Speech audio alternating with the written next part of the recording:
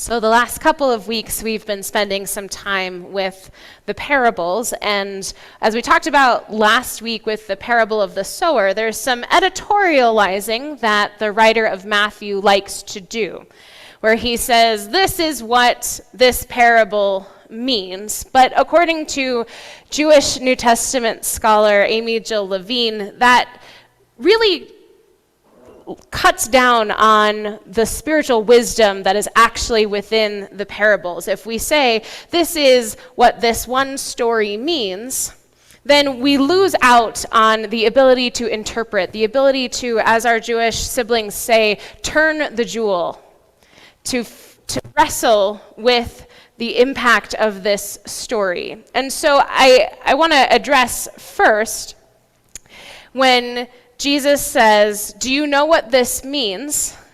And the disciples say, yeah, of course we do. Yeah, And the reason being, because the last one was talking about fire and brimstone. So if you're afraid for your life, of course you're going to say, yeah, for sure, I definitely know what that means, right? So there's a tension there, the wonder and the wildness of these parables specifically, and the ways that they get foreclosed on. They're not allowed to be as wonderful and wild as they actually are.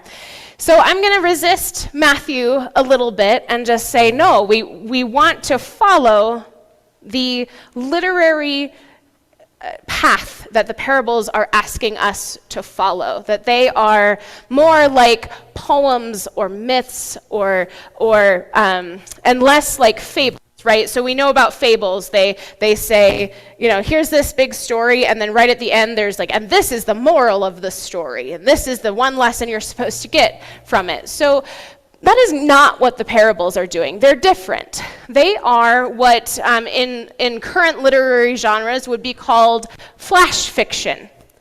It is a very short, one-paragraph scene that we only get snippets of, and we don't get a lot of context, and we're left to interpret. We are left to be in relationship with the text, to accept it and struggle with it and mine it for its wisdom. In just a minute, Mickey. Yep. I'm so glad you're here. Yep. So, the parable of the mustard seed is one that we're pretty familiar with. It's one that we know, right? And the motif of the mustard seed shows up in other places, right? If you had faith as small as this, you would be able to move mountains, is another place that the mustard seed shows up. So it's kind of its own motif. But the thing that we don't talk about about the mustard seed is that it's a weed. That when we talk about, the text says that the farmer sowed it in the field, which is really a curious thing, because why would you sow a weed into your field? But then remember, we talked last week about the parable of the sower, and the difference between a weed and a plant you want is just where it is. Right? It's just the difference between a weed and a flower is a judgment, right? And so, okay, we're confused, right? Why would this farmer sow a weed into his field on purpose? But I'm going to tell you about my yard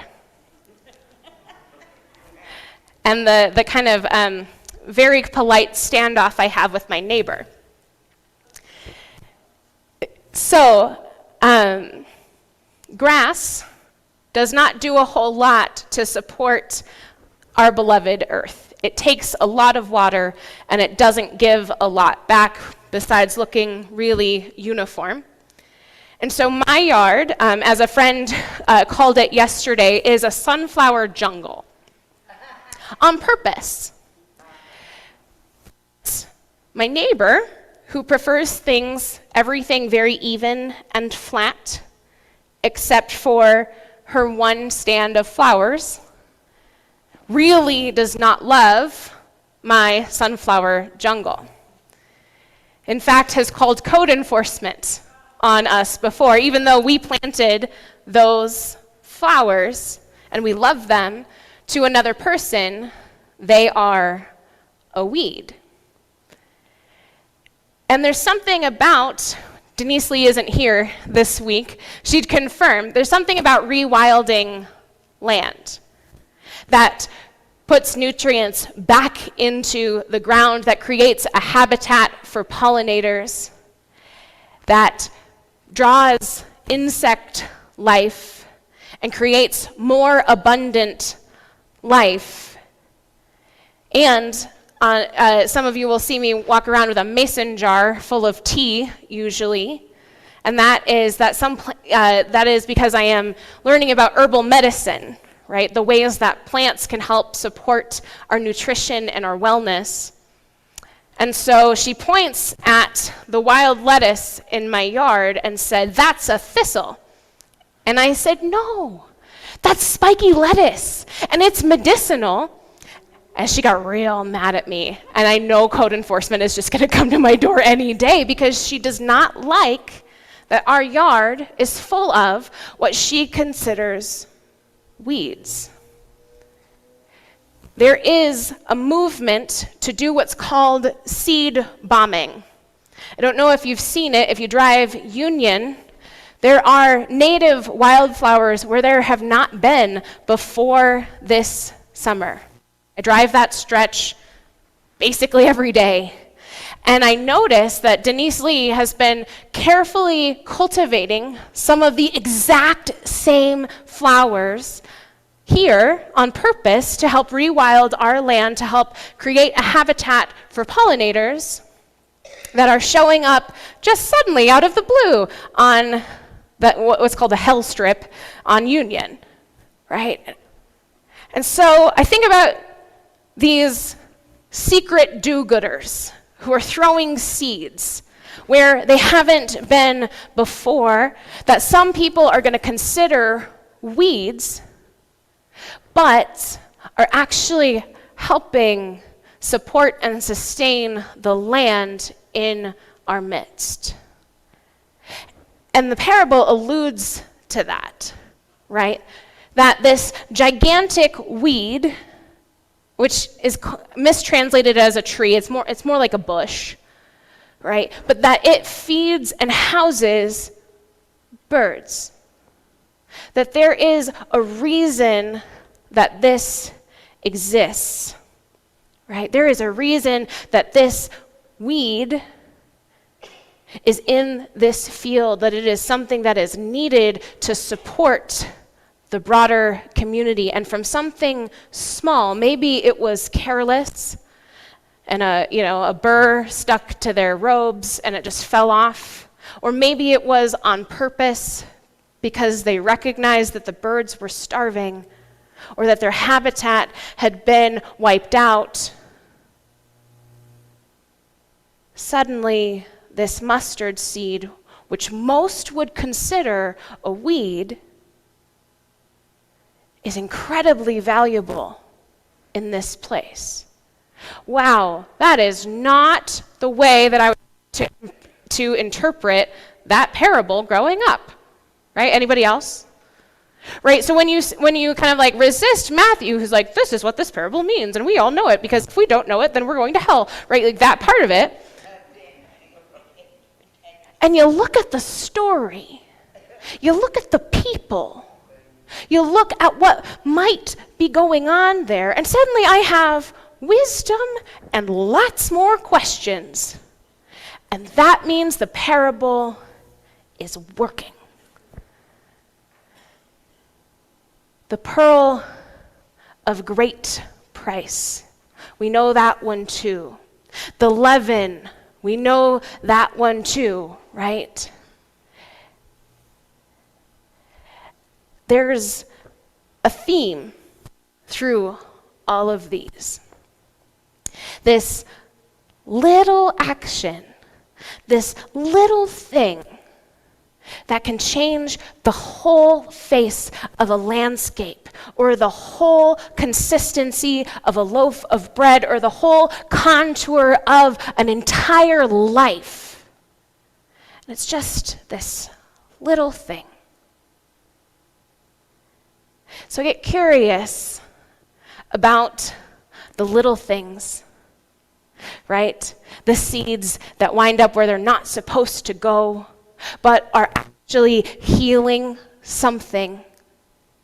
And I think about what is it that we are called to do as Christians, right? In our grounding moment, I asked you to think of a time when you were the right person at the right time, saying yes to the Spirit that was tapping you on the shoulder and saying, hey, that person, they bear the image of God, and you are the one who sees it. So move into action, move into love, and be my hands and feet in this moment.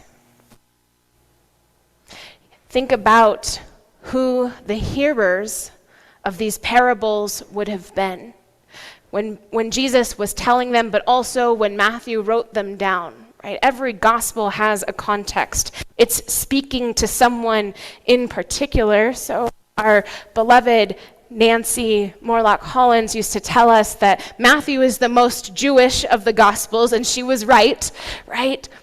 So the writer of Matthew is talking to Jewish folks who are struggling, who are looking at corruption in their midst, being in the pocket of the Roman Empire, which we understand as them doing what they needed to do to survive, and yet there were people who were struggling with that reality and saying, this is not how I want to live. But there was a risk because the Roman Empire had just destroyed the temple, and it was devastating. So there was a desire to maybe move away from Judaism, but being still really rooted in the Jewish tradition, but trying to figure out what did this Jesus person, this seed bomb that blew up on the scene, that planted these seeds in us, what does it mean to live? As he was asking us, commanding us, cajoling us to live. And they're struggling with that. They are a religious minority. At the point, they hadn't split ways all the way, so they were kind of a weird sect of Judaism. And they are just a few people who are gathered around these stories, wondering what they can do in the face of a religious institution and a violent colonial power. And these are the stories that come for them. These are the stories they get. Be a stray seed. Be a weed when you grow. Be a little bit of yeast that can change this whole thing. We're a little bit. And there is a long way to go. But it is powerful. Little things change the face of everything. And it isn't about losing your soul to hell. It's about losing your alignment, losing your soul while you're living. Because if you sell out, if you refuse to be that little thing, nothing changes if nothing changes. So be a weed in the middle of this regimented field. Be someone who does things a little bit differently. Be the one who sees the face of God in people who are cast to the margins. Be the one who stands up and says it doesn't have to be this way. And even though it feels like it's small, like there's no way you could possibly change the whole socio-political religio scenario, Jesus says no. I have these plants that I actually do think are weeds. They're beautiful, but they're weeds. And it's the creeping bluebell. Anybody have creeping bluebell in their yard? You planted it on purpose. Okay, we are on different wavelengths. So creeping bluebell, super beautiful. right? 1,500 seeds out of one plant. So if you don't want it, it will take over your yard within 2 years because they are very, very well suited to this climate. And they are growing everywhere in my yard, and I'm researching them, and I'm wondering if they're edible, and I'm wondering if they're medicinal, and they're not. I mean, the greens are edible in a larger salad, but like no medicinal properties. So I'm like, okay, not useful in this context. And then they have this way of poisoning the ground for anything else that isn't it, which I don't love, right? And so I'm like, okay, we probably need to deal with our creeping bluebell problem. 1,500 seeds. And if you've ever seen a mustard bush, it's got to be close. And that's the thing, right, is that these small radical acts can take over a whole yard. What was once a regimented field where there was not anything else that could grow, that was once a monoculture, can suddenly become something else. Your small acts matter. Weeds can take over. And then it's not weeds, it's rewilding. There is something that they have to give.